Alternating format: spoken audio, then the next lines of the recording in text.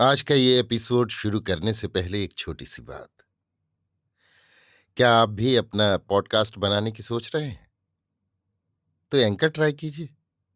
ये पॉडकास्ट बनाने का सबसे आसान तरीका है। नंबर एक, ये फ्री है। नंबर दो, इसमें कई सारे ऐसे टूल्स हैं जो आपको अपने फोन और कंप्यूटर पर रिकॉर्ड और एडिट करने की फैसिलिटी देते हैं। नंबर तीन, आप अपने पॉडकास्ट को डिस्ट्रीब्यूट भी कर सकते हैं, जिससे इसे स्पॉटिफाई और दूसरे प्लेटफॉर्म पर सुना जा सके।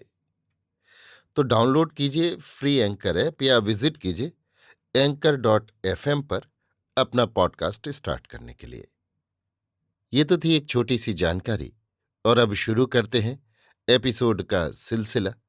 तो आज के एपिसोड में लीजिए सुनिए आचार्य चतुर्सेन शास्त्री के लिखे उपन्यास गोली के 19वें भाग कुंवरी से अंतिम भेंट को मेरी यानी समीर गोस्वामी की आवाज में। ड्योढ़ियों में मैं धंसी चली गई। मुझे देखते ही भूर सिंह दद्दा खड़े हो गए। वो एकटक मेरी ओर ताकते रहे। मैंने देखा उनकी भौहों में बल पड़े थे और उनकी दाढ़ी हवा में लहरा रही थी। हाथ में उनके नंगी तलवार थी।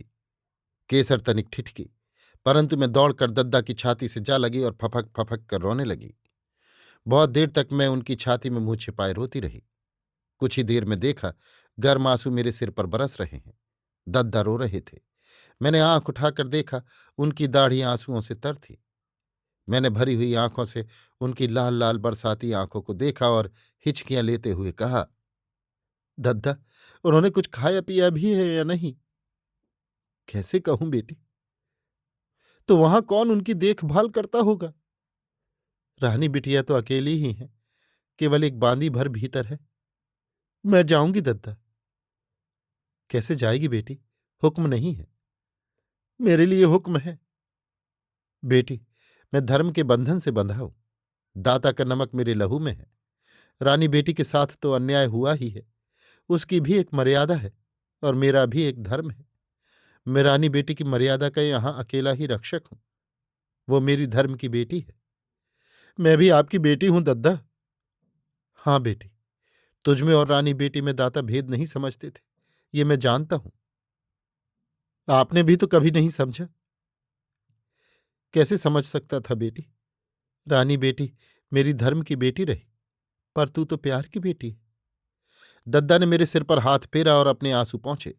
मैंने कहा, दद्दा, मेरा तनिक भी अपराध नहीं है। सो मैं जानता हूं। फिर भी कुंवरी मेरी जीती खाल खींचने का हुक्म देंगी तो मुझे उज्र नहीं होगा। चाहे जो भी हो, मुझे उनकी खिदमत में जाना चाहिए। मुझे भीतर जाने दो दद्दा। बेटी, हुक्म नहीं है। मेरे लिए हुक्म की बात नहीं है दद्दा। मैं उनसे समझ लूंगी। सोचो तो, इस विपत्ति में उनका सगा कौन है? उनका कलेजा टूक टूक हो गया है। उनके स्वभाव को मैं जानती हूं। अन्न का दाना तो दूर, एक बूंद जल भी उनके मुंह में ना गया होगा। मैं भला कैसे दूर रह सकती हूँ? मुझे जाने दो दद्दा, या मेरा सिर इस तलवार से काटकर कुंवरी के पास ले जाओ तुम। जा भाया जा। मैंने मुंह फेर कर केसर की ओर देखा। दद्दा ने कहा, ना, तू अकेली ही जा। मैं भीतर चली। भय, उद्वेग और आशंका से मेरा मन भर रहा था। ऐसा प्रतीत हो रहा था जैसे मैं जल रही हूं। रंग महल के उस भाग में सन्नाटा था। सब खिड़कियां, गवाक्ष, झरोखे बंद थे। कोई बांदी, गुलाम, चाकर, कारभारी, नौकर वहां न था। मैं अपने ही पद शब्दों से चौकन्नी होती बहुत आहिस्ता आहिस्ता पग बढ़ाती कुंवरी के शयन कक्ष के बगल में जा पहुंची। यहां भी सन्नाटा था। कान लगाकर मैंने सुना। भीतर कोई न था। इधर उधर मैंने देखा। सूना दीवान खाना पार कर मैं भीतरी दालान में पहुंची। सामने झरोखे में कुंवरी चुपचाप एक शीतल पाटी पर बैठी थी, निराभरण, उषा के प्रथम आलोक की भांति, जहां पर एक भी तारा नहीं होता। केवल एक सफेद सादा साड़ी उनके अंग पर थी। आंखें उनकी फूली हुई थीं, पर उसमें आंसू न थे। मुझे देखकर मंद स्मित की रेखा उनके होठों पर फैल गई। उन्होंने कहा, आ बहन। अकल्पित आह्वान, अतर्कित स्वर, और असंभाव सब कुछ। मेरे पैर लड़खड़ा गए, सिर घूमने लगा, जैसे समूचा आकाश भूमि पर आ रहा हो। मैं वहीं गिर गई। कुंवरी ने दौड़कर मुझे गोद में उठाया, मृदु स्वर में कहा, चोट तो नहीं लगी? मैंने आंखें फाड़कर उनकी ओर देखा, फिर दोनों हाथों से पकड़कर कहा, अन्नदाता, मैंने भूर सिंह दद्दा से कहा था कि मेरा सिर काटकर आपकी सेवा में पेश कर दे। पगली, ऐसा भी कहीं होता है? वही मंद स्मित रेखा उनके होठों में थी। मेरी वाणी जड़ हो रही थी। उन्होंने मुझे सहारा देकर उठाया और गवाक्ष के पास बैठा कर कहा, क्या दासी को बुलाऊं? ना अन्नदाता, पर मेरी एक अरदास है। या तो मुझे यहीं अपने चरणों में रहने की इजाजत बख्शी जाए, या मेरा सिर काटने का हुक्म हो जाए, नहीं तो मैं जहर खाकर जान दे दूंगी। कुंवरी के होठों से हास्य लुप्त हो गया। उन्होंने पूछा, चंपा, तू जानती है मैं एक नादान लड़की हूं, तुझसे भी अधिक नादान। और अब ये तो तू देख ही रही है कि दुर्भागी और असहाय भी हूं। मेरे ऊपर कठिन समय आया है, सो मुझे अपना धर्म निभाना है। मैं राजपूत की बेटी हूं, एक स्त्री हूं, और मुझे अपनी पिता की इज्जत का भी ख्याल है। इन सब का विचार कर मैं अपनी राह चल खड़ी हुई हूं। तू मेरी प्यारी बहन, सदा की मेरी सहायक और संगनी है, अंतरंग सखी है, और अब तो धर्म से पर्यंक भागनी है। सो तू ऐसा कर जिससे मेरे धर्म का निर्वाह हो जाए, तेरे कारण कोई विघ्न बाधा न पड़े। मैं वही करूंगी अन्नदाता। तो तू अपने महल में जा, अब यहां आने की या मुझसे मिलने की चेष्टा न करना। यहां चाहे जैसी भी अच्छी बुरी घटना हो, उसमें तू अपने को मत जोड़ लेना। बस इतनी ही मेरी तुझे सीख है। अन्नदाता, आपका सब हुक्म मानूंगी, पर इन चरणों से दूर नहीं रह सकती। मुझे सेवा में ही रहने दीजिए। भला बुरा जो हो, एक साथ ही होगा। नहीं बहन, ऐसा नहीं हो सकता। मुझे अपनी मर्यादा की रक्षा अकेले ही करनी होगी, और तुझे अपना धर्म पालना है। मैं जान पर खेल जाऊंगी अन्नदाता।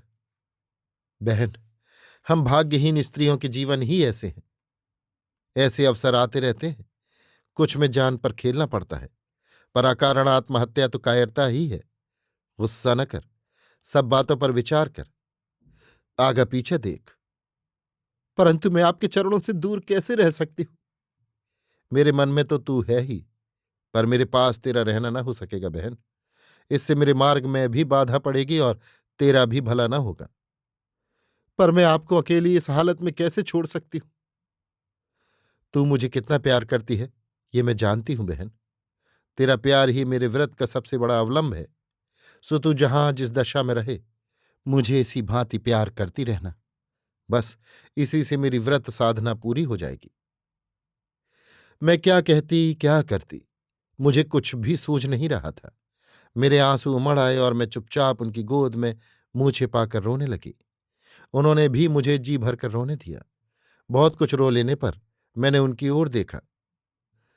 शरद पूर्णिमा की चांदनी के समान निर्मल उज्ज्वल आलोक उनके मुखमंडल पर था। मैंने कभी उन्हें इतना सुंदर नहीं देखा था। एक ऐसा तेज, ऐसी गरिमा, ऐसी सुषमा उनके मुखमंडल पर छा रही थी, जिसके सामने मेरा रूप का सारा ही घमंड गलकर बह गया। मैं एकटक उनके मुंह को देखती रह गई। उन्होंने हंसकर स्निग्ध स्वर में कहा, इस तरह क्या देखती है?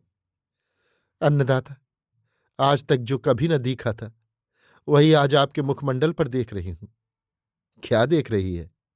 यही कि मैं आपकी श्री और गरिमा के सम्मुख धूल के एक कण के समान भी नहीं हूं। धत पगली, तू जा।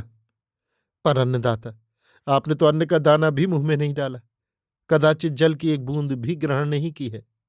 मैं आपके लिए रसोई बनाऊंगी, आप कांसा आरोग लें तो मैं जाऊं। ये सब तो दाता के आने पर होगा। नहीं राज, आप निराहार नहीं रह सकती। मैं यहीं सिर पटक कर जान दे दूंगी। अच्छा, तो एक शर्त पर मैं स्वीकार करती हूं। कहो अन्नदाता। तो अब फिर यहां नहीं आएगी, ये वचन दे। तो राज मुझे त्याग रही है? ऐसा निर्मम दंड तो अभाग्नि को ना दे। दंड नहीं बहन, तेरी और अपनी भलाई के लिए ही ऐसा कहती हूं। बस आगा पीछा सोच, तू भी सोचे समझेगी तो इसी में तुझे भी भलाई दिखाई देगी। पर आपकी देखभाल कौन करेगा राज? मैं खुद करूंगी, इसके लिए मुझे किसी की जरूरत नहीं है। परंतु आपने तो सब दास दासियों को भी अपने से दूर कर दिया। ये ठीक था चंपा, एक दासी मेरी सेवा में है, वो काफी है। आपकी इन बातों से मेरी छाती फटती है। तेरा यही प्यार तो मेरा सारा अवलंबन है। मुझे चरणों से दूर न करो राज, आपसे दूर नहीं रह सकती। तू दूर कहाँ है? मेरे हिये में है बहन। आप ऐसी निष्ठुर तो कभी न थी। निठुराई की बात नहीं है बहन, मुझे जो कठोर व्रत पालना है उसकी मर्यादा की बात है। तो केसर को रख लीजिए। नहीं, वो तेरी सेवा में रहेगी, उसके बिना तेरा निस्तार नहीं है। तुझे भी कदाचित कठिनाइयों का सामना करना पड़ेगा। मैं सब कुछ अकेले ही भुगत लूंगी। नहीं, तेरे भले के लिए केसर का तेरे पास रहना ठीक है। मां ने बहुत सोच समझ कर ही उसे तेरे साथ भेजा है। पर हम तो सभी आपकी चाकरी में आई हैं राज। ठीक है, पर काम तो सब समयानुसार होते हैं। मैंने तो सभी को अपनी सेवा से मुक्त कर दिया है। मैं अब और क्या कहूं, कुछ भी न समझ पड़ा। मेरी आंखों में फिर मोती सज गए। मैंने कहा, मैं रसोई बनाऊं या अटाले से मंगाऊं? तू ही बना, क्या अकेली बना सकेगी? इतनी निकम्मी नहीं हूं अन्नदाता।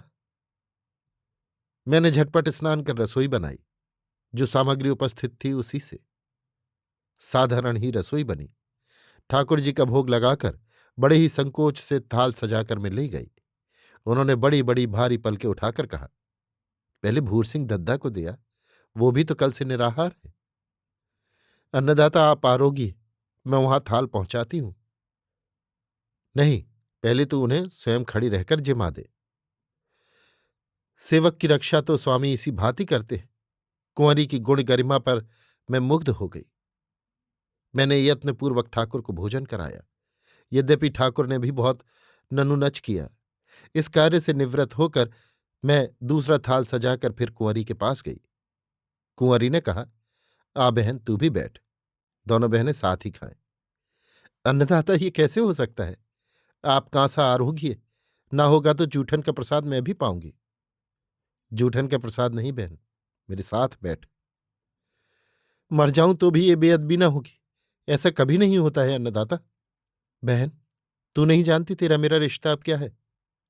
क्या तू भूल गई कि तू मेरे सौभाग्य की भागीदार है? अब हम दो कहाँ हैं? आ बैठ। नहीं अन्नदाता नहीं, तुम्हें भोजन नहीं करूंगी। इतना अंधेर न करो राज। मैं भूमि पर गिरकर उनके पैरों में लौट गई। कौन जाने जीवन में फिर मेरा तेरा मिलना हो या नहीं। आज के इस मिलन क्षण के बाद पता नहीं दूसरा कौन सा क्षण आए। जिद न कर, और जिसमें मुझे सुख मिले वही कर। उन्होंने मेरा हाथ पकड़कर उठा लिया, अपने हाथ से थाल से कौर लेकर मेरे मुंह में रख दिया, और इसके साथ ही साथ उनके होठों पर स्मित फैल गई। मुझे अन्नदाता के साथ एक ही थाल में कांसा आरोगना पड़ा। भला किस गोली गुलाम को कभी ये सौभाग्य नसीब हुआ होगा। उन्होंने कहा था कि कदाचित जीवन में अब साक्षात्कार न होगा। कैसी अद्भुत बात थी, पर कितनी सत्य। इसके बाद हम दोनों 18 वर्ष तक, जब तक वो जीवित रहीं, एक ही रंग महल में रहे, पर मुझे उनकी एक झलक भी देखने को नहीं मिली। यद्यपि इसके लिए बहुत ही बार मैं प्राणों पर भी खेलने को उद्यत हो गई, पर उस समय ये सब बातें मुझ अज्ञानी को कहाँ ज्ञात थीं। मैं क्या जानती थी कि मेरे जीवन में कैसी कैसी अनहोनी घटनाएं होने वाली हैं। कुंवरी ने बहुत स्वल्प भोजन किया, और मैं तो लाज संकोच में ही मरी जाती थी। खाती भला क्या। भोजन से निवृत्त होकर उन्होंने कहा, अब तू जा चंपा, बस ये मेरी तेरी इस जीवन में शायद अंतिम भेंट है। अब तू यहां आने की चेष्टा न करना। ये कैसी आज्ञा करती है अन्नदाता? पर उन्होंने उठकर मुझे भुजाओं में भर लिया, गले से मोतियों की माला निकालकर मेरे गले में डाल दी, फिर मेरी ठोड़ी चूम कर कहा, मेरी जाने अनजाने की सब भूल चूक क्षमा कर देना चंपा, और ये मत समझना कि तू मुझसे दूर है। तू सदैव यहां मेरे हृदय में वास करती रहेगी। अब मैं कहती क्या, मैं जड़ हो गई। कुछ कहना चाहा पर कह न सकी। वो अंक में भरकर मुझे ड्योढ़ियों तक ले चली। अधीर होकर मैं चीख पड़ी, मैं आऊंगी अन्नदाता, आप मुझे त्याग नहीं सकती। पर उन्होंने केवल एक मंद मुस्कान में ही इसका उत्तर दिया, और हम दोनों अभिन्न हृदय बिछुड़ गए। मैं रंगमहल से बाहर निकली तो मेरी आंखों में अंधेरा छा रहा था। केसर जैसे मुझे अधर में उठाए लिए जा रही थी। अपने महल में पहुंचकर मैं एक प्रकार से अर्धमूर्छित अवस्था में पड़ गई। दिन रात का मुझे भान न रहा। आगा पीछा सोचने की ताकत न रही। जैसे मेरे माथे से किसी ने भेजा ही निकाल फेंका हो। अभी आप सुन रहे थे आचार्य चतुर्सेन शास्त्री के लिखे उपन्यास गोली के 19वें भाग कुंवरी से अंतिम भेंट को मेरी यानी समीर गोस्वामी की आवाज में।